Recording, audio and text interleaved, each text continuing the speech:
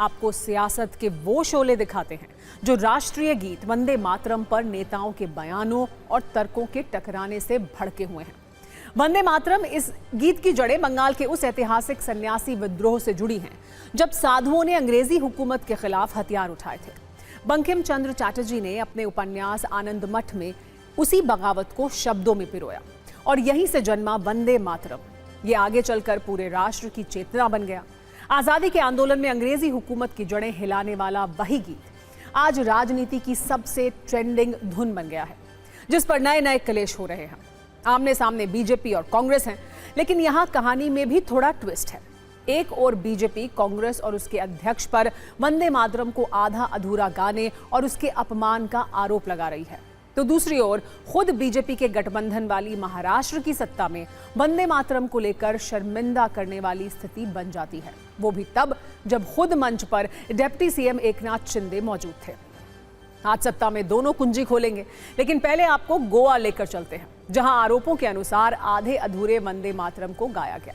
राजनीति की लहरें यहां से उठ रही हैं। यहां कलेश का केंद्र है कांग्रेस के अध्यक्ष मल्लिकार्जुन खड़गे, जो सोमवार को गोवा में कांग्रेस के कार्यक्रम में पहुंचे थे। इसी कार्यक्रम की शुरुआत में सबसे पहले वंदे मातरम गाया गया, लेकिन शुरू के सिर्फ 2 अंतरे। अब इसे लेकर बीजेपी काफी भड़की हुई है और यह दावा कर रही है कि मल्लिकार्जुन खड़गे ने भरी सभा में वंदे मातरम का अपमान किया। गोवा बीजेपी के प्रवक्ता ने खड़गे से माफी मांगने को कहा है। हालांकि आज कांग्रेस अध्यक्ष सामने आए, लेकिन बीजेपी के आरोपों का जवाब देने के लिए पहले वो जवाब भी सुनते हैं। जो महात्मा गांधी जी वंदे मातरम गाते वही मैं ही गाया, जो जवाहरलाल नेहरू गाए थे वही गा। अब तक 18 साल तक उन्होंने जो गाया, एज ए उनकी सेंट्रल गवर्नमेंट वाजपेयी ने जो गाया वही गाया मैं, और 12 साल तक इन्होंने चीफ मिनिस्टर होकर अब तक जो गाया वही वंदे मातरम गाया। अगर ये गुनाह है तो उन्होंने 18 साल से गुनाह कर रहे हैं।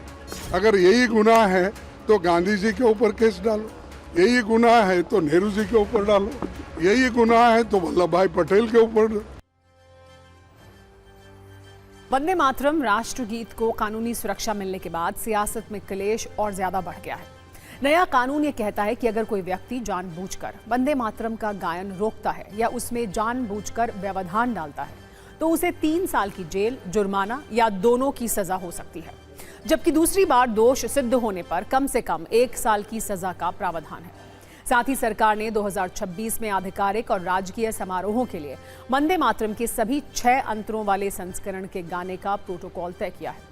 अब कांग्रेस का तर्क है वो उसी वंदे मातरम को गा रही है जो गांधी, नेहरू और अटल जी ने गाया। एक और बात, गोवा में कांग्रेस का जो इवेंट हुआ वो पार्टी का राजनीतिक कार्यक्रम था, इसीलिए वो राष्ट्रगीत के अपमान वाले आरोपों को खारिज कर रही है, जबकि बीजेपी का तर्क है कि जो पार्टी आजादी के आंदोलन की अगुवाई के दावे करती है उसकी लीडरशिप में वंदे मातरम का तिरस्कार हो रहा है। ये कांग्रेस की नीति और नियत पर प्रश्न चिन्ह लगाता है। दोनों पक्षों के तर्क क्या हैं, सुन लीजिए।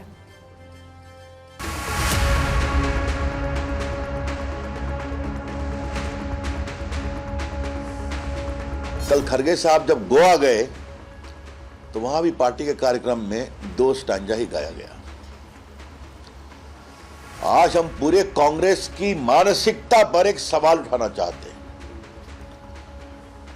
कांग्रेस अगर इस तरह की हरकत करती है तो कृपा कर करके वो भारत की आजादी आंदोलन का एकमात्र ठेका लेने का अपना दम बंद करते। अरे इनकी क्या औकात है अटैक करने की।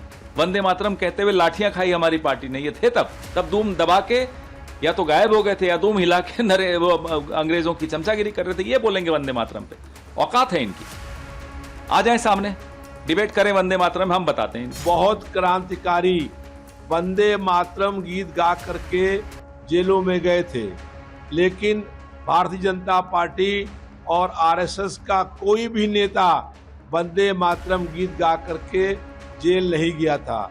अमित शाह और नरेंद्र मोदी को इतिहास पढ़ना चाहिए, उन्हें इतिहास की कोई जानकारी नहीं है। सोनिया गांधी या राहुल गांधी पे जो हो रहा है वो तो उनकी बात है, आप जाके सवाल का जवाब उन्हीं से पूछ लेंगे तो वो बेहतर है जवाब देने के लिए, बड़े लोग हैं।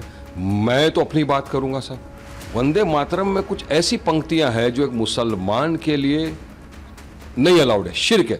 हम अल्लाह की वंदना करते हैं। मल्लिकार्जुन खड़गे, सोनिया गांधी और राहुल गांधी को माफ़ी मांगना चाहिए पूरे देश को, क्योंकि वो सिर्फ 2 स्टैंजर्स गाते हैं वंदे मातरम को लेके। ये पहली बार नहीं है, कांग्रेस 1937 में ही वंदे मातरम का अपमान किए, पूरा नहीं गाते थे और तब भी उन्होंने अपमान किया हमारे राष्ट्रगीत को। पेट्रियाटिज्म का मतलब सरेंडर नहीं होता और सरकार का मतलब देश नहीं होता। ये कौन लोग हैं जो वंदे मातरम के बहाने मौलिक मुद्दों से भटकाना चाहते हैं? ये कौन लोग हैं जिनको राष्ट्र के झंडे के साथ कोई सम्मान नहीं था? वैसे गोवा से पार्टी अध्यक्ष मल्लिकार्जुन खड़गे ने एक और ऐसा बयान दिया जो वायरल हो गया। खड़गे ने दिल्ली में कांग्रेस मुख्यालय के उस वीडियो का जिक्र किया जिसके आधार पर बीजेपी सोनिया गांधी, खड़गे और राहुल गांधी पर वंदे मातरम के अपमान का आरोप लगा रही थी। खुद अमित शाह ने कांग्रेस पर कटाक्ष किया था और तीनों से माफी मांगने को कहा था। खड़गे ने गृह मंत्री को इस बात का जवाब दिया और ये कहा कि देशभक्ति का ज्ञान बीजेपी से नहीं चाहिए। आपको वो दोनों बयान आइए सुनवाते हैं। 80 साल के बाद बंकिम बाबू का ये अमर मंत्र, अमर गान जब फिर से सम्मान प्राप्त कर रहा है, वो भी सोनिया जी को राज नहीं आता है। सोनिया जी, 140 करोड़ की जनता आपको देख रही है। आपके द्वारा किया गया ये पाप इस देश की जनता कभी माफ नहीं करेगी, कभी माफ नहीं करेगी। ये शाह तो इतने हमारे मैडम सोनिया गांधी जी के खिलाफ बात करते, गांधी फैमिली के खिलाफ बात करते। अरे मैं जब एमएलए बना था, ये अमित शाह अभी उठा नहीं था। उनका कितना 57, 58 है कितना? हाँ, ये सब 56-57 साल वाले हैं। अरे देश के आजादी के लिए हमारे लोग लड़े, तुम लड़े। बताओ कौन सा बीजेपी का आदमी इस देश के आजादी के लिए लड़ा है? कौन सा आरएसएस वाला इस देश के आजादी के लड़ा है? लेकिन अब वो खबर बताते हैं जिसने वंदे मातरम वाले विवाद में बीजेपी के विरोधियों को उस पर सवाल उठाने का एक मौका दे दिया है। असल में महाराष्ट्र के ठाणे में एक सरकारी कार्यक्रम का आयोजन हुआ जिसमें डिप्टी सीएम एकनाथ शिंदे पहुंचे थे। तय मानकों के अनुसार पहले वंदे मातरम बजाया जाना था। सभा में मौजूद सभी लोग अपनी जगह खड़े हो गए, लेकिन अचानक वंदे मातरम के वास्तविक स्वरूप की जगह लता मंगेशकर का गीत शुरू हो गया। हालांकि उसके बोल भी वंदे मातरम ही थे, लेकिन ये गाना उनके एक एल्बम का था। पूरे 4 मिनट तक ये गाना बजता रहा। इसके बाद डिप्टी सीएम को भी कार्यक्रम में हुई इस चूक का एहसास हुआ। यानी यहां केस थोड़ा अनोखा था। मूल वंदे मातरम के साथ छेड़छाड़ नहीं हुई, ना ही वंदे मातरम अधूरा बजाया गया, बल्कि गीत ही दूसरा बजा दिया गया, जिससे हालात थोड़े शर्मिंदगी वाले हो गए। इसीलिए इस मामले में कानूनी तौर पर कार्रवाई नहीं बनती, लेकिन नैतिक रूप से गलत हुआ। ये बात एकनाथ शिंदे ने भी स्वीकार की। जाता जाता एकच सूचना करून जातो, आपलं जे सुरुवातीला वंदे मातरम झालं ते जे संसदेने मंजूर केलेलं, मान्यता दिलेली कडवी नव्हती, थोडं गाणं होतं ते, तर ते पुढे संयोजकांनी यापुढे काळजी घ्यावी। वंदे मातरम जे आपलं संसदेत मंजूर झालेलं आहे त्याला मान्यता मिळाली आहे आणि तसंच वंदे मातरम प्रत्येक कार्यक्रमामध्ये आपण गायला पाहिजे, हा आग्रह आपल्या सगळ्यांचाच असला पाहिजे। अब महाराष्ट्र के ठाणे में जो हुआ उससे बीजेपी और उसके सहयोगियों पर विपक्ष के लोग कटाक्ष कर रहे हैं कि दूसरों को देते रह गए ज्ञान और खुद नहीं रखा ध्यान। तो अब वंदे मातरम वाले इस सियासी कलेश में एक्ट्रेस से सांसद बनी कंगना रनौत की भी एंट्री हो गई है, जिन्हें इस वक्त राजनीति में विवादों की क्वीन कहा जाता है, क्योंकि वो अपने सियासी डायलॉग से न सिर्फ नए कलेश खड़े करती हैं, बल्कि कई बार खुद बीजेपी को भी असहज स्थिति में डाल देती हैं। अब कंगना रनौत ने वंदे मातरम के अपमान का आरोप लगाते हुए कांग्रेस को देश विरोधी बता दिया और पाकिस्तान तक का जिक्र ले आई। इस खबर के नजरिया 9 पर भी गौर कीजिए। वंदे मातरम किसी एक पार्टी का गीत नहीं है, ये आजादी की लड़ाई की विरासत और देश के सम्मान से जुड़ा राष्ट्रगीत है। इसीलिए इसका सम्मान किसी राजनीतिक बहस का मोहताज नहीं होना चाहिए। वंदे मातरम के इतिहास में एक तरफ पूरा गीत और उसकी सांस्कृतिक गहराई है, दूसरी तरफ 1937 का वो फैसला है जिसमें सिर्फ पहले 2 छंदों को राष्ट्रगीत के रूप में अपनाया गया। इसका मकसद था कि आज़ादी की लड़ाई का ये गीत देश की धार्मिक और सामाजिक विविधता के बीच विवाद की वजह न बने। आगे चलकर सार्वजनिक आयोजनों में इन्हीं 2 छंदों के गायन की परंपरा मजबूत हुई। अब सरकार ने पूरे वंदे मातरम गीत को आधिकारिक आयोजनों में जगह देने के लिए नियम बदले हैं और इसी के साथ 2026 में ये बहस एक बार फिर लौटी है। एक तरफ पूरा गाने और कानूनी संरक्षण की मांग है, दूसरी तरफ पुरानी परंपरा और संवेदनशीलता का तर्क है। इस टकराव के बीच कोशिश ये होनी चाहिए कि राष्ट्रीय प्रतीकों का सम्मान भी बना रहे और उन्हें किसी नागरिक की देश के प्रति निष्ठा को नापने का पैमाना भी ना बनाया जाए। वंदे मातरम जोड़ने वाली विरासत है, इसे बांटने वाली बहस में बदलना शायद उसके इतिहास के साथ न्याय नहीं होगा। वैसे एक्ट्रेस कंगना रनौत को लेकर योग गुरु रामदेव का अपना एक अलग नजरिया है। रामदेव सोमवार को देहरादून में हुए TV9 भारतवर्ष के सत्ता सम्मेलन में पहुंचे थे। इसी सत्ता सम्मेलन में संवाद के दौरान उन्होंने कुछ ऐसे कटाक्ष किए जो कंगना को बहुत चुभ सकते हैं। स्वामी रामदेव ने खासकर जेन जी पर कंगना के गटर छाप बयान की निंदा की और ये कहा कि ये बिगड़े हुए दिमाग की निशानी है। जब आप बोलते हैं कि जेन जी से संवाद होना चाहिए, तो ये संवाद कैसे होगा जब बीजेपी के एक सांसद कंगना रनौत कहती हैं कि ये गटर जनरेशन है? और उनका क्वालिफिकेशन क्या है जिनका आप नाम? सांसद हैं। और उनका बचपन कैसा रहा है? उनकी जवानी कैसी रही है? उनके पहले के कारनामे कैसे रहे हैं? मैं ऐसे लोगों के बारे में बात नहीं करना चाहता। ऐसे किसी भी देश के जवान को, जेनजीज को गटर पटर बोलना ये बिगड़े हुए दिमाग की निशानी है, गलत बात है। इसके ऊपर जो है उनकी पार्टी के लोगों को संज्ञान लेना चाहिए। और लेकिन वो आपके योग की प्रशंसक रही हैं, खुद को सनातनी। कोई मेरी प्रशंसा करे, योग की प्रशंसा करे तो मैं उनके गुनाहों को यहाँ पर लिपापोती कर दूं। सत्ता में आगे बढ़ते हैं और चलते हैं भोपाल, जहां यूसीसी बिल को लेकर फैली एक अफवाह ट्रेंड कर रही है। इससे मुस्लिम समाज में डर का माहौल है। इस अफवाह का असर यह है कि भोपाल में हर दिन आने वाले निकाह के आवेदनों की संख्या कई गुना बढ़ गई है। लोग यूसीसी यानी यूनिफॉर्म सिविल कोड लागू होने से पहले ही निकाह कर लेना चाहते हैं। ये बात फैल गई कि जल्दी से निकाह कर लो या अपने बच्चों का निकाह करवा दो, नहीं तो यूसीसी आ जाएगा। यहाँ आपके मन में ये सवाल होगा कि आखिर यूसीसी और निकाह का संबंध क्या है? तो इसका जवाब है एक अफवाह। दरअसल मुस्लिम समाज के कुछ परिवारों में रिश्तेदारी और खासकर कजन के बीच निकाह की परंपरा रही है। यूसीसी को लेकर यह अफवाह फैल गई कि नया कानून लागू होते ही रिश्तेदारी या कजन मैरिज पूरी तरह प्रतिबंधित हो जाएगी। इसी डर की वजह से बड़ी संख्या में परिवार अपने बेटे बेटियों का निकाह कराने के लिए काजियात पहुंच रहे हैं। इनमें कई ऐसे परिवार भी हैं जिनमें शादी कुछ महीने बाद होनी थी, लेकिन यूसीसी के डर से जल्दी शादी करने की तैयारी है। नायब शहर काजी मुफ्ती अली कादर के मुताबिक इसी वजह से निकाह के रजिस्ट्रेशन में बढ़ोतरी हुई है। सोशल मीडिया पर लगातार चल रही चर्चाओं से लोग भ्रमित हो गए हैं, जिसके बाद पिछले कुछ दिनों में ही निकाह के लिए रजिस्ट्रेशन कराने की होड़ लग गई। आम दिनों में जहां रोजाना करीब 30 से 40 निकाह के आवेदन आते थे, वहीं अब यह संख्या बढ़कर 200 से 300 तक पहुंच गई है, यानी करीब 10 गुना की बढ़ोतरी हुई है। जानकारी के मुताबिक हाल ही के दिनों में पूरे प्रदेश में करीब 35,000 निकाह हुए। ये कहा जा रहा है कि अगर ये अफवाह नहीं होती तो ये आंकड़ा 5,000 के आसपास का होता। परिवारों में इस बात का भ्रम है कि अगर यूसीसी आया तो आगे ऐसी शादियां हो पाएंगी या नहीं हो पाएंगी।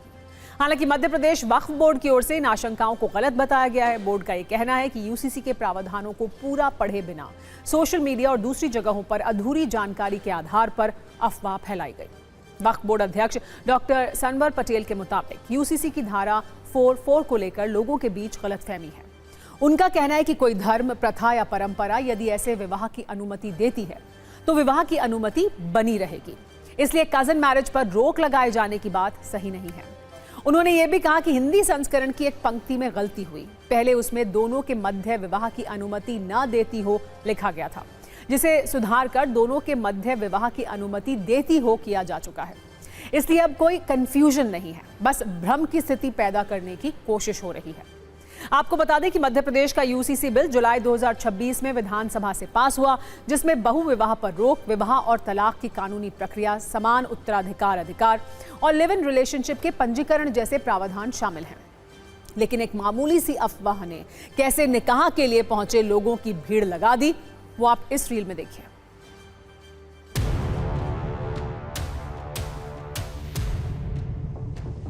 मध्य प्रदेश में मुस्लिम समाज में एक अफवाह फैली है और इस अफवाह में ये कहा जा रहा है, ये दावा किया जा रहा है कि यूसीसी कानून लागू होने के बाद जो आपस में कजिन्स होते हैं उसमें निकाह मान्य नहीं होगा, ये गैर कानूनी होगा। तो वो लोग घबरा के शादियाँ कर रहे हैं। अच्छा। कि ऐसा ना हो ये कानून बन जाए, जैसे चाचा की लड़की है, मामू की लड़की है, तो बहन भाई का रिश्ता होता है वो, कि ऐसा नहीं है हमारे मजहब में। हम लोगों के मजहब में बहन भाई का रिश्ता वो होता है जो एक माँ के पेट से पैदा हुए हैं और एक दूध पी के बड़े हुए हैं एक माँ का। मगर इस तरह की अफवाहें हैं आपके यहाँ और शादियाँ भी कर रहे हैं? हो रही हैं, है ना। सीहोर में भी 8-10 निकाह होगा इसी डर के मारे। अच्छा। कि साहब ऐसा नहीं हो ये आपसी के चक्कर में कोई कानून बन जाए तो रोक लग जाए तो अपन अभी कर लो शादी। अच्छा। हाँ, बातें चल रही हैं क्या? चल तो रही है सोशल मीडिया पे, आगे चल रही है कि आगे चल के परेशानी होगी, ना तो आप किसी को तलाक दे सकते हो, ना ही आप दूसरे निकाह कर सकते किसी। बहुत कुछ ऐसा हुआ तो अब लोग परेशान हो गए कि अगर ये यूसीसी में ये इम्प्लीमेंट हो गया इसका तो अब हमारा क्या होगा। तो एक फितरी चीज़ है, तो लोग आए और अखबारों की रिपोर्टिंग की वजह से आए। खुद हम भी कंफ्यूज थे जब हमने उसको देखा और उसको पढ़ा। तो उसमें एक पॉइंट ये भी है कि जिस समाज में ये पहले से रिवाज चला आ रहा है तो उसको इससे नहीं रोका जाएगा, उन्हें ऐसा करने दिया जाएगा, बाकायदा कानूनी इसकी शक्ल है। तो यकीनन कज़िन मैरिज बैन होगी, ये तो कानून में मौजूद है, लेकिन जिस समाज में ये रिवाज मौजूद है पहले से, उसको नहीं रोका जाएगा। पहले रोज़ाना प्रदेश में 5000 शादियाँ होती होंगी, तो अब 30-35 हज़ार लोग चाह रहे होंगे कि शादी हो जाए। पूरी तरह स्पष्ट होने के बावजूद कुछ लोगों ने भ्रम फैलाने का काम अपने हाथ में ले रखा है। वो सेक्शन 4 को आधा पढ़ते हैं, आधा अपने पास रख लेते हैं। आपके यहाँ परंपरा रही है, रूढ़ी रही है, प्रथा रही है, तीनों स्थिति में हमारे यहाँ इस प्रकार के विवाह पर रोक नहीं रहने वाली है। तो अर्थात आपको डरने की आवश्यकता नहीं है। आपने जो तिथि निर्धारित कर रखी है, जो तारीख आपने ले रखी है साल भर बाद या 6 महीने बाद की, यूसीसी लागू होने के बाद भी आपके उस विवाह पर कोई रोक नहीं होगी। सत्ता में अब बात करते हैं सियासत में चर्चित एक और गंभीर विषय की। वो है अयोध्या राम मंदिर में चढ़ावा चोरी का मामला। इस मामले पर जांच हो रही है, संगठन के स्तर पर बड़े फैसले हो रहे हैं, राजनीतिक बयानबाजी भी जबरदस्त हो रही है। आज की जो खबर है उसमें भी सियासी चिंगारियां हैं। नई जानकारी है कि एसआईटी ने राम मंदिर ट्रस्ट को फाइनल रिपोर्ट सौंप दी है। सूत्रों के हवाले से खबर यह है कि एसआईटी की फाइनल रिपोर्ट में चंपत राय और अनिल मिश्रा को क्लीन चिट दी गई है। इसकी चर्चा हो रही है क्योंकि एसआईटी की प्रारंभिक रिपोर्ट में अनिल मिश्रा का नाम था। लापरवाही वाले सवाल थे। हालांकि अनिल मिश्रा को प्रारंभिक रिपोर्ट में भी सीधे सीधे अभियुक्त नहीं बनाया गया था। अब ऐसी खबरें आ रही हैं कि एसआईटी की फाइनल रिपोर्ट में उन्हें क्लीन चिट दी गई है। एसआईटी की अंतिम रिपोर्ट को आगे की कार्रवाई के लिए श्री राम जन्मभूमि तीर्थ क्षेत्र ट्रस्ट को सौंप दिया गया है। आपको बताते हैं इस रिपोर्ट में और क्या क्या कहा गया है। पहली बात तो यह है कि चंपत राय, अनिल मिश्रा पर कोई आरोप नहीं है। अब तक इस मामले में जो गिरफ्तार हैं उन्हीं 8 लोगों पर आरोप लगाए गए हैं। अविनाश शुक्ला, अनुकल्प मिश्रा, लवकुश मिश्रा, मनीष कुमार यादव, करुणेश पांडे, रमाशंकर मिश्रा, सुभाष श्रीवास्तव और रमाशंकर यादव उर्फ टिन्नू को अभियुक्त माना गया है। एसआईटी की फाइनल रिपोर्ट में ट्रस्ट की निगरानी व्यवस्था में गड़बड़ी का जिक्र है। यह भी माना गया है कि चढ़ावे की गिनती के दौरान गड़बड़ियां हुई थी। गिनती इंतजामों को लेकर बैंक की लापरवाही का जिक्र है। गिनती और निगरानी इंतजामों में सुधार करने की बात भी कही गई है। बड़ी बात यह भी है कि चंपत राय और अनिल मिश्रा ने इस मामले की जांच शुरू होने के बाद ही अपने पदों से इस्तीफा दे दिया था।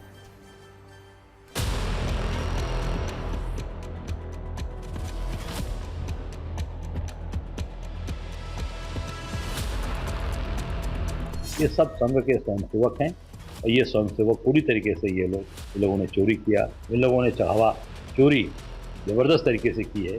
मुझे लगता है कि एसआईटी कुछ भी कर दे, क्लीन चिट दे दे, पर जनता इनको क्लीन चिट देने वाली नहीं है। हम पहले दिन से ये कहते रहे हैं कि दूध का दूध, पानी का पानी होगा। जिन्होंने ये कुकृत्य किया है उनको सजा मिलेगी। आज भी वो जेल के अंदर हैं। जो रिपोर्ट आई है उस पर सरकार मंथन करेगी और सख्त और कड़ी कार्रवाई करेगी। वो रिपोर्ट जमीनी हकीकत से लाखों कोस दूर है। सरकार जिम्मेदार लोगों को, बड़ी मछली को बचा रही है। एसआईटी की जांच में श्री चंपत राय जी को और अनिल मिश्रा जी को क्लीन चिट मिला है। अनिल मिश्रा के बारे में तो हम लोग नहीं जानते हैं, लेकिन चंपत राय को लेकर के हम लोग पहले से ही विश्वस्त थे कि चंपत राय जी ऐसा महापाप नहीं कर सकते हैं, इसलिए हम लोग बहुत खुश हैं कि उनको क्लीन चिट मिला। चंपत जी तो निर्दोष हैं। संत समाज ने तो सामूहिक रूप से घोषणा करके जुलाई के महीने में ही घोषित कर दिया था कि चंपत जी का उसमें दोष नहीं है। जो दोषी हैं गणनाकर्मी, वो लोग जेल में हैं, सलाखों के पीछे हैं और वो लोग अपने दंड भुगत रहे हैं। हम अयोध्या वासियों को ये विश्वास है कि शीघ्र ही समाज में जो भ्रम की स्थिति है, जो संशय की स्थिति है, वह दूर होगी। सुप्रीम कोर्ट के माननीय उच्चतम न्यायालय के निर्देशन में सारी चीज़ें उनकी देखरेख में, उनकी निगरानी में सारी चीज़ें हो रही हैं। हम सभी को विश्वास है कि इसमें दूध का दूध और पानी का पानी होगा, दोषी दंडित किए जाए। सत्ता में आगे बढ़ते हैं सैलाब संकट वाली हाहाकारी तस्वीरों के साथ, जो इस बात का सबूत है कि कैसे बड़े बड़े शहर मॉनसूनी मुसीबत के आगे सरेंडर हैं। पहाड़ हो या मैदान, हर तरफ लगातार बारिश की वजह से बर्बादी है। आम लोगों के लिए परेशानी ही परेशानी है। यूपी के कई शहर लगातार बारिश की वजह से जलमग्न हैं। कई जगहों पर सड़कें पानी में डूबी हैं, अस्पतालों में पानी भर गया है।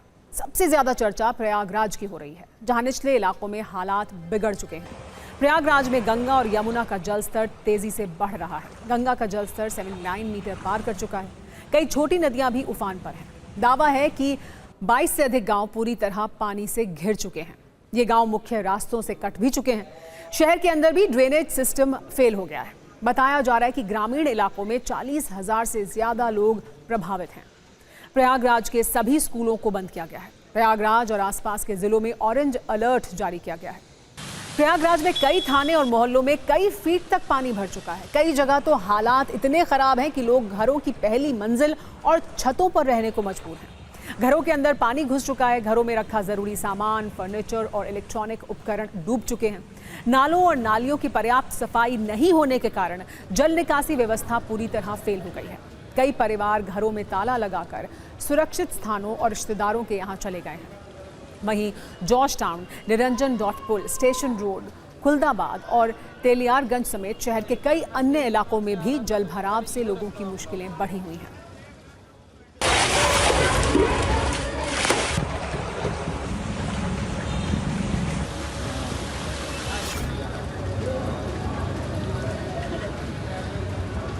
कमर के सीने के बराबर पानी हमने निकले हैं। ये बच्चों को लेके आज भी फंसे हुए हैं इस पानी में। समझ लीजिए कि हमारा खिड़की दरवाज़ा 1 फीट पानी पंखे में छूने का बाकी था। हमने बड़ी मुसीबत से निकाला है इधर।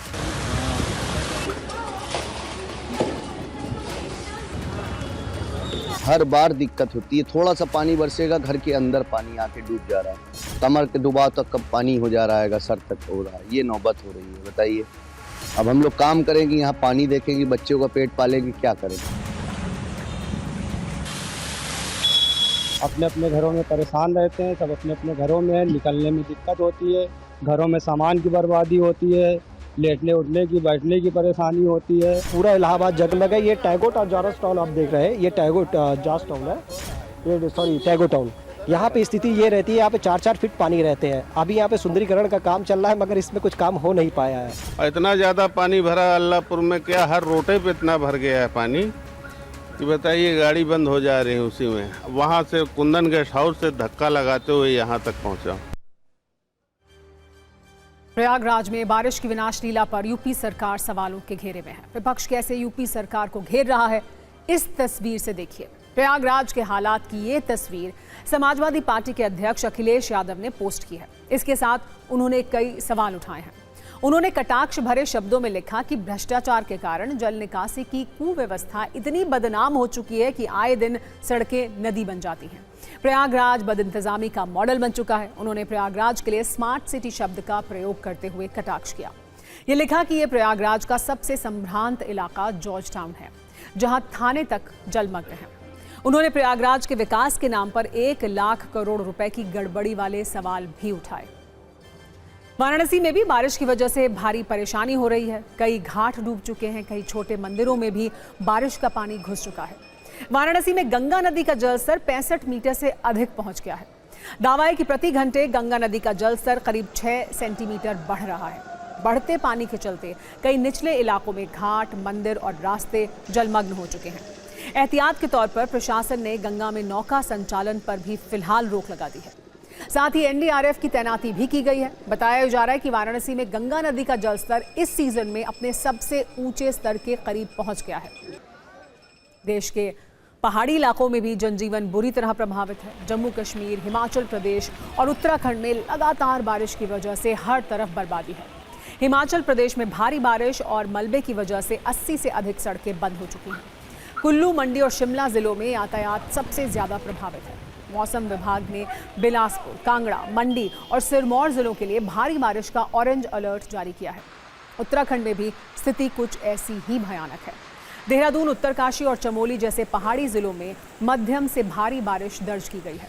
ऋषिकेश में नदियां उफान पर हैं। बीन नदी में अचानक एक गाड़ी अनियंत्रित होकर पलट गई। तेज बहाव में कैसे गाड़ी फंसी, आप इस तस्वीर में देखिए। एसडीआरएफ ने गाड़ी में फंसे 2 लोगों को निकाला, लेकिन राहत बचाव में 1 घंटे का समय लग गया। मतलब ये कि 1 घंटे तक कुछ इस तरह लहरों से सामना करना पड़ा। अच्छी बात यह रही कि इस गाड़ी में मौजूद दोनों लोगों को सुरक्षित रेस्क्यू किया गया है। अगली तस्वीर और ज्यादा दिल दहलाने वाली है। ऋषिकेश के स्वर्गाश्रम स्थित परमार्थ निकेतन में गंगा का पानी शिव मूर्ति तक पहुंच गया। चंद्रभागा नदी का जलस्तर बढ़ने से हालात और चिंताजनक हो गए हैं।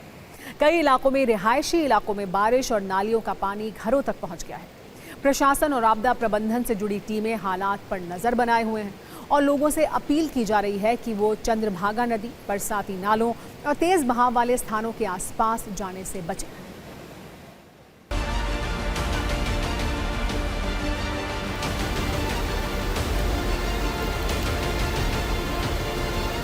हमारी टीम द्वारा जो भी यहाँ पे लोग रह रहे हैं उनको सूचित किया जा रहा है कि आप सुरक्षित स्थानों पर चले जाएं, क्योंकि पानी एक अचानक ही कभी बढ़ जा रहा है, कभी घट जा रहा है। इस कारण लोग सामान्य से नहीं बैठा पा रहे हैं और लोग फंस जा रहे हैं। सत्ता में अब फरारी की पहली ईवी कार वाला तेज रफ्तार अपडेट आपको बताते हैं। आमतौर पर जब कोई फरारी सड़क से गुजरती है तो उसके गुजरते हुए V12 या V8 पेट्रोल इंजन का शोर दिल की धड़कनें तेज कर देता है। लेकिन इस बार फरारी की एक ऐसी कार चर्चा में है जो सड़क पर कोई शोर नहीं करेगी, लेकिन इस कार ने चुपचाप एक इतिहास रच दिया है। इसका नाम है फरारी ल्यूस। इटालियन भाषा में लूचे का अर्थ होता है लाइट यानी रोशनी। फरारी की पहली 100% इलेक्ट्रिक कार को नीलामी में $40 मिलियन यानी करीब 382 करोड़ रुपए में खरीदा गया, जबकि इसके सामान्य मॉडल की कीमत बिना टैक्स और ड्यूटी लगाए करीब 6 करोड़ रुपए के आसपास होती है। इस कार को फरारी की प्रोडक्शन लाइन से निकलने वाली पहली कार होने की वजह से चेसिस ज़ीरो नाम दिया गया था। इस विशेष कार को अमेरिकी कारोबारी हर्बर्ट हर्बी वॉटहाइमन ने खरीदा है। हर्बर्ट को फरारी कारों का शौक है। जब इस कार की बोली शुरू हुई तो शुरुआती कीमत $1 मिलियन रखी गई थी, जो $40 मिलियन तक पहुंच गई। इस कार की खास बात इसकी स्पीड तो है ही, लेकिन इसके लुक्स भी बहुत खास हैं, क्योंकि इसे किसी पारंपरिक ऑटोमोबाइल डिजाइनर ने नहीं बल्कि एप्पल के पूर्व चीफ डिजाइनर जॉनी आइव और उनकी कंपनी लव फ्रॉम ने डिजाइन किया है। जॉनी आइव एप्पल के पूर्व चीफ डिज़ाइन ऑफिसर रह चुके हैं, जिन्होंने आईफोन, आईपैड और मैकबुक जैसे आइकॉनिक प्रोडक्ट्स को डिज़ाइन किया था। उनके डिज़ाइन सेंस की झलक इस कार में भी दिखती है, क्योंकि कार में स्क्रीन और फिजिकल बटन्स का अनोखा संगम है। नीलामी में बिकी चेसिस ज़ीरो पर एक खास पेंट किया गया है। जैसे ही रोशनी का एंगल बदलता है, कार का रंग हरे से बदलकर गहरा बैंगनी दिखने लगता है। इसकी टॉप स्पीड 310 किलोमीटर प्रति घंटा है और एक चार्ज में इसकी रेंज 530 किलोमीटर है। जब मई में फरारी के लूचे का डिजाइन सामने आया था तो कई फरारी फैंस और पुराने चेयरमैन नाराज हो गए थे।